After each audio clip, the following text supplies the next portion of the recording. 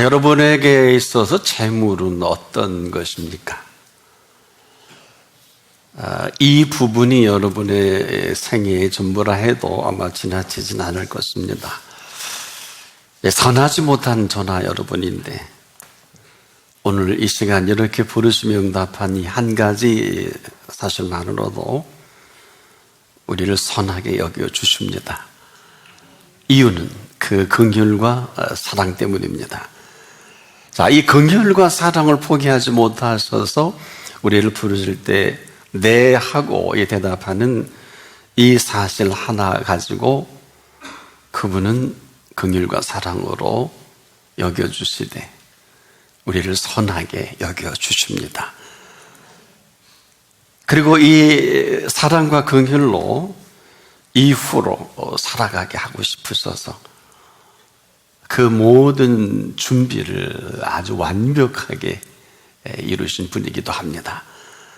이미 십자가에서 그 값을 다 지불해 주셨습니다. 그리고 오늘 이 부르신 이 자리, 그래서 그리스도인이 맞다면 그리스도인은 어느 누구도 자기의 공로로 살아가지 못합니다. 바로 우리에게 그렇게 의롭게 여겨주신 그 의로 여겨주심으로 살아가게 하는 바로 이 길을 살 길이라고 합니다. 그런데 우리가 하나같이 아우성입니다. 살 길을 모른다, 살 길이 없다. 근데 나 맞아요. 왜? 그 길은 우리가 알 수가 없어요. 왜냐? 우리를 여겨주신 그 분이 인도하시는 그 길을 우리가 어떻게 알 수 있겠습니까? 그래서 예수님이 나는 곧 길이요 하셨어요. 이 얘기는 길 없는데 길을 내셔서 나는 길이라 하신 것인데 또 길 아닌 길까지 길 되게 하시는 그 길이십니다. 언제나 그분은 길입니다. 그분이 길을 여시고자 하면 어느 누구도 막을 수가 없어요. 그런데 또 그 길을 닫으시면 거기까지입니다. 우리 크게 두 가지를 인정하지 않을 수 없죠. 하나는 살 길, 하나는 죽을 길. 이 세상에 생명이 태어나는 이 길은 우리 힘 가지고 불가능하죠. 죽는 것도 그래요. 오늘 이 시간에 이 말씀이 마지막일 분도 있을지 모르겠어요. 그분이 우리를 부르시면 거기까지예요. 그런데 하나같이 우리가 보면 길이 없다고 아우성이지 않겠습니까? 근데 왜 길이 없을까요? 길을 모르기 때문이지 않겠습니까? 더 분명하게 말씀을 드리자면 우리가 길을 모른다 동의할 수는 있습니다만 사실은 하나같이 그분보다 앞서갑니다. 그러니 길이 있을 리가 없어요. 차라리 모르면 묻기라도 해야 할 텐데 언제든지 물으면 가르쳐줄 준비가 되어 있으신데 지금 묻질 않습니다. 혹자는 묻는데 왜 답을 안 해주시냐? 맞는데 틀립니다. 답해 줄 일이 아닙니다.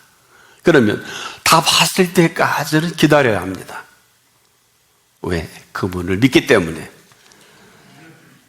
근데 이렇게 분명하게 길을 열어놓으셔도 우린 여전히 정중동입니다. 안 되겠다 싶으셔서 나를 따르라 이렇게 말씀하셨어요.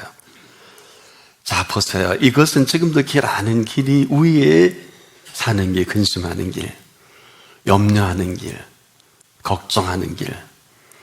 길 아는 길에서 헤매는데 헤매는 줄도 몰라요. 그리고 걱정합니다. 그리고 염려합니다. 아무거나 염려해요. 오죽하면 성경에 아무것도 염려하지 말고 아무거나 염려하니까 누가 여기서 자유로울 수 있겠습니까? 그런데 더 놀라운 것은요, 우리가 아주 익숙한 길이 있어요. 이게 아닌 줄도 모르고 우리가 아주 익숙해질 대로 익숙해진 아닌 길에 익숙한 거예요. 보세요. 뭐 이 길을 하다가 안 되면 원망이 푹 나오지 않습니까? 불평 나오고, 그리고 어때요? 힘들어, 어려워.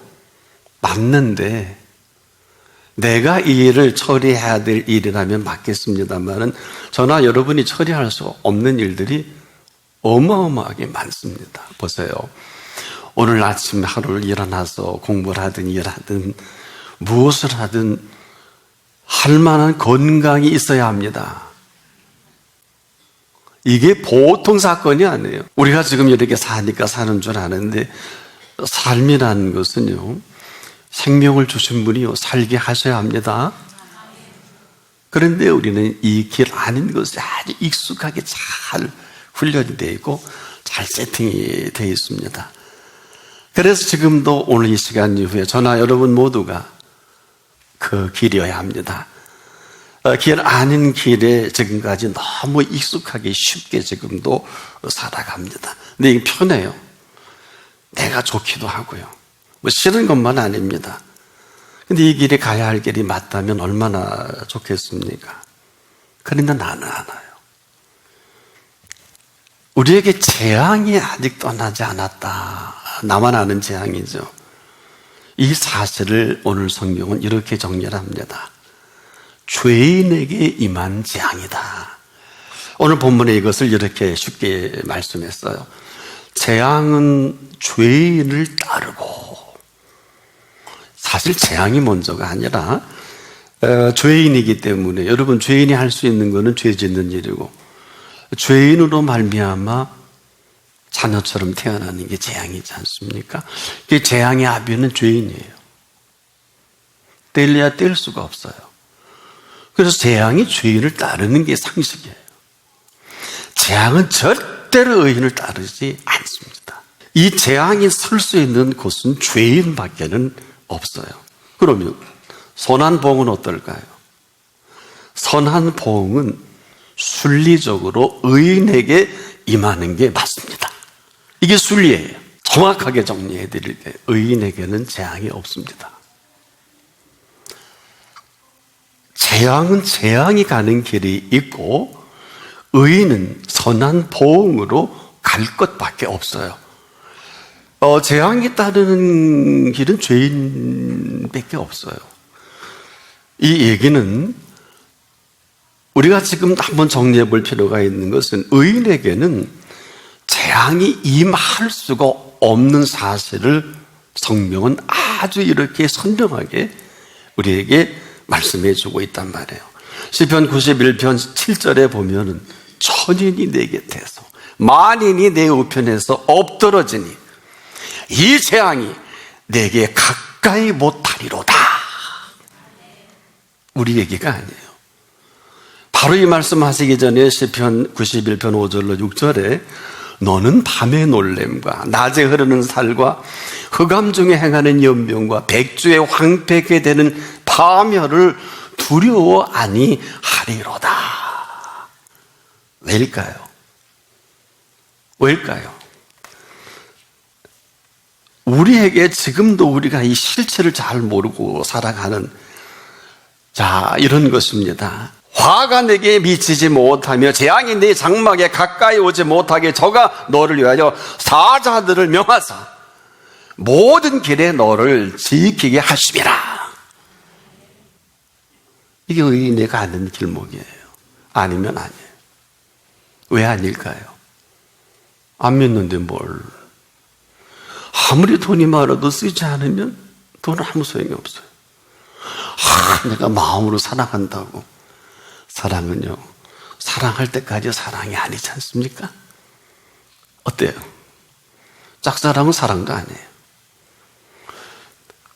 우리가 행함이 없는 삶의 실체를 누가 알겠어요?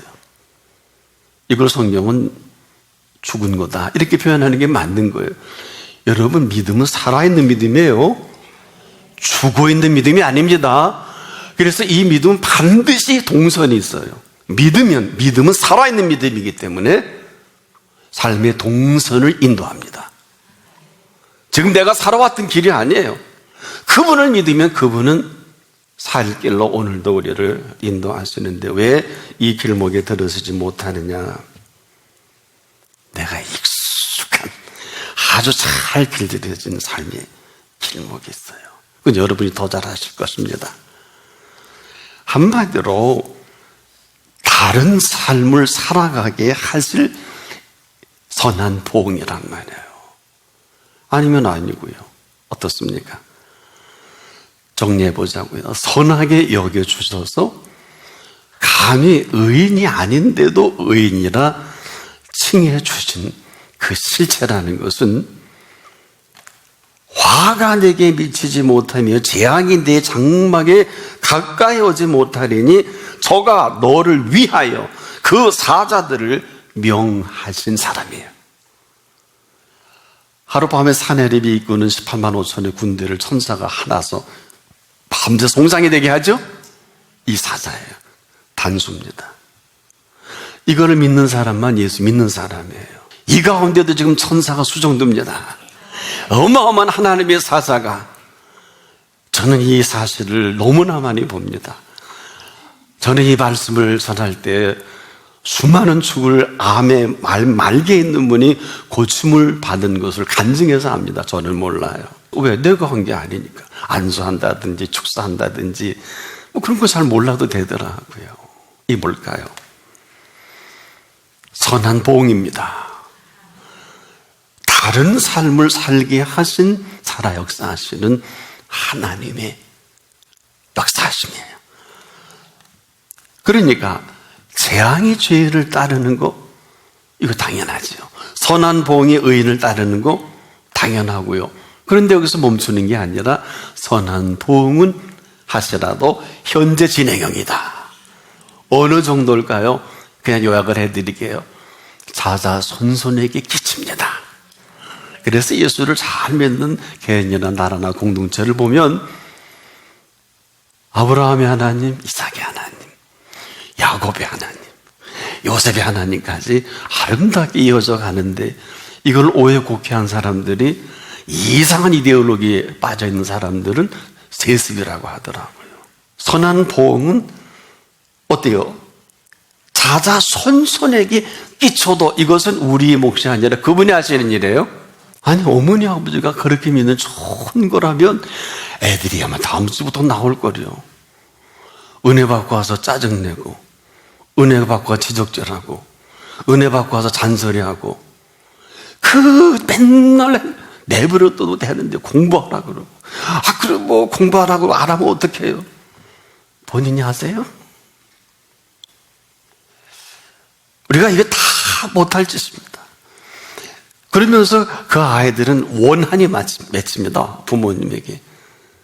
그런데 우리 부모는 누굴 닮아 저러냐, 왜 저러냐 아니에요.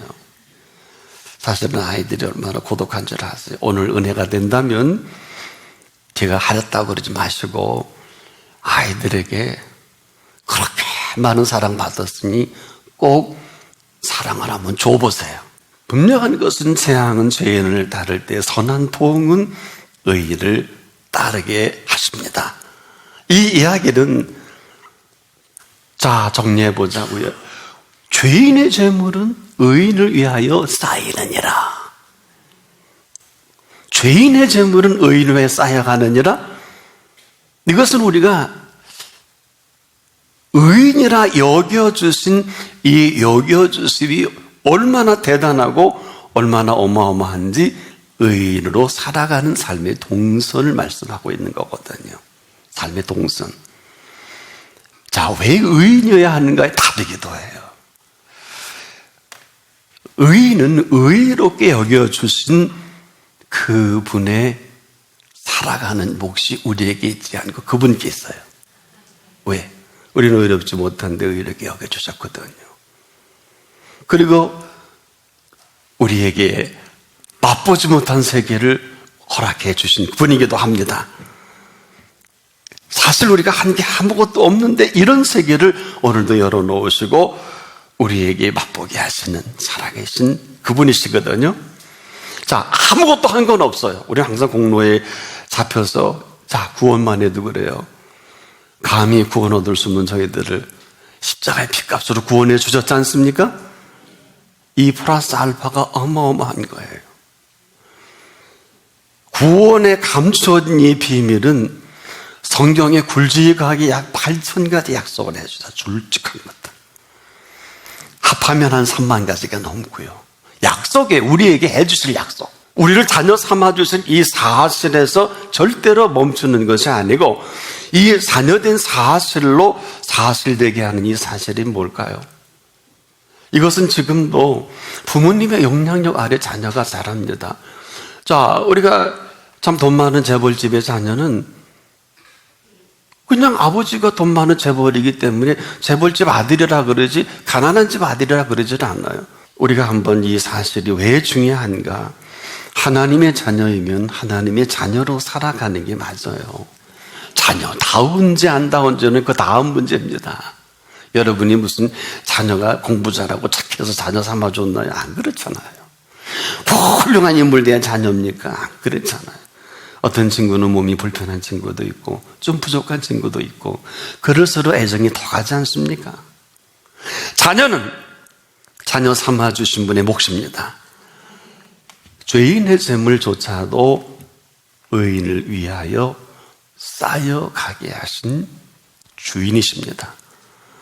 이 더하여 주시는 더함 가운데 하나예요. 뭐 대단한 것은 아닌데 뭐 별게 아니라면 별게 아닐 수 있겠습니다만은 재물이 여러분에게 어떤 것입니까? 재물은요 절대로 죄인 마음대로 할 수 없어요. 궁극적 재물의 주인은 누굽니까? 이 재물의 주인께서 재물의 주인임을 선언할 때가 언제인 줄 아세요? 오늘 이 부분이 우리에게 퀘션일 것입니다. 재물의 주인은요 죄인이 아닙니다. 재물의 주인은 돈을 버는 사람도 아니에요. 아무리 많은 재물을 모은다 할지라도 죄인은 결코 그 재물을 가질 수 없어요. 근데 우리는 그렇게 생각하지 않죠? 재물은 죄인에게 허락하신 재물이 아니고 근데 죄인이 어마어마하게 많던데요. 맞습니다. 돈을 모으는 도구로 돈을 모으는 이 부분은 허락을 하셨지만 쓸 수 있는 자유는 없어요. 근데 하나님이 그렇게 하지 않으셔도 보세요. 돈을 열심히 버는 분은 돈을 쓸 수 있는 자유는 없어요. 첫째, 아까워서 못 써요. 두 번째, 쓸 데가 어마어마하게 많아 못 써요. 세 번째, 놓으면 죽을 것 같아요. 여러분이 셋 중에 어디입니까? 셋 다 할 거려. 재물은 사실은 쓰라고 주신 재물이에요. 근데 우리가 아까워서 못 써요. 아껴야 되고 저축해야 되고 좋은 것들입니다. 죽을 때까지 모으시게. 그래서 누구 주려고. 자, 우리가 지금도 이 세 가지에서 자유로울 분이 몇 분이나 될까? 죄인은 재물을 모으는 도구로 쓰다가 도구는 어때요? 여러분 쓰다가 마감하면 도구는 사용하는 분이 알아서 정리하지요? 죄인의 재물은 의인을 위하여 쌓이느니라 당연한 논리예요. 근데 사실 우리가 말씀을 잘 안 경청하는 게 예수님이 이 말씀을 이미 언급하셨어요. 이렇게 말씀하셨어요. 너희는 먼저 그의 나라와 그의 의를 구하라. 이 말씀하시면서 먼저 이런 표현을 해주셨지 않습니까? 무엇을 먹을까, 무엇을 마실까, 무엇을 입을까 염려하지 말라. 이유는 이 모든 것이 너희에게 있어야 할 줄을 아시느니라. 우리가 이 말씀을 너무 가볍게 여긴 거예요. 그렇지 않습니까? 그렇지 않은 건 그냥 그렇지 않은 거예요. 우리의 느낌이나 우리의 이해를 돕는 말씀이 아니고 반응을 보시는 게 아니에요. 이것은 이 말씀을 가볍게 여긴 것만큼 힘들잖아요. 써야 될 것도 많고 돈 없어서 못하는 게 얼마나 많습니까? 그런데 모든 것이 있어야 할 줄을 아시느니라고 하셨지요? 이 얘기는 바꿔 말씀을 드리면 준비하실 만한 것들은 다 준비해 놓으셨다는 말씀이에요. 자, 이 모든 것이라고 하신 이 모든 것을 지금도 마음대로 하실 이 모든 것을 말씀하거든요. 우리만 이 사실을 믿지 못하고 인정하지 않아서 그렇지, 이 사실을 인정하면 지금까지 힘들고 어렵고 이해할 수 없는 부분들이 그냥 정리가 되는 거예요. 그런데 지금도 여전히 이 사실을 못하고 믿지 못하고 인정하지 않는 것만큼 매우 힘들거려. 이 사실을 인정하고 살아갈 거냐, 아니면 그렇지 않고 살아갈 것인가. 여러분, 인정이라는 게 이 무슨 말씀인지 아세요? 오늘도 살아계신 하나님 아버지를 인정하는 사람은 하나님이 아버지 하나님이 되십니다. 응? 이처럼 심각한 게 어디 있어요?